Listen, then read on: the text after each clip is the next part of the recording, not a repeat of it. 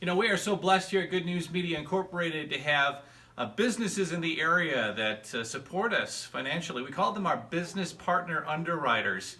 And Shetler Dairy Farms is one of those. And with us we have Sally and George Shetler with us. Thank you guys for helping us out and being a business partner underwriter here at Good News Media Incorporated. They're so vital in keeping the ministry going.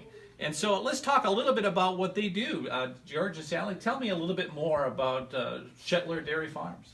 Well, the dairy farm we started in 1979, where we're at now, and we basically was milking cows. And then in the year 2000, we started putting our milk in bottles and developed a niche market, and just kept moving on. So it's kind of where we're at, and we've always supported the church and so forth. So when this opportunity came along to help out with LJN, we really appreciated it. We actually started with PHN many years back over in Gaylord when they started, and then when LJN came on, Brian Harsey moved over here from Gaylord. Yeah, so yeah. I knew him for many years. Fantastic. It's a family-run organization, isn't it? Yes, it is, yes. You have your kids and your grandkids, and fantastic. So you've been helping us out for quite a while now. Yes, we have. And I've always appreciated LJN.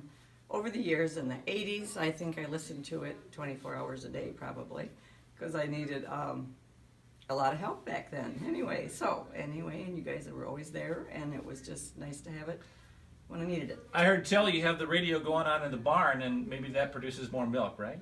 Yes, it does. All right, fantastic. A variety of stations on that one's in the barn. So, absolutely. Yep. Well, we thank you so much for partnering with us, a business in the northern Michigan region, helping out Christian radio. It's so amazing, and we are so grateful. George and Sally Shetler, visit Shetler Dairy Farms. Great organization helping out Good News Media.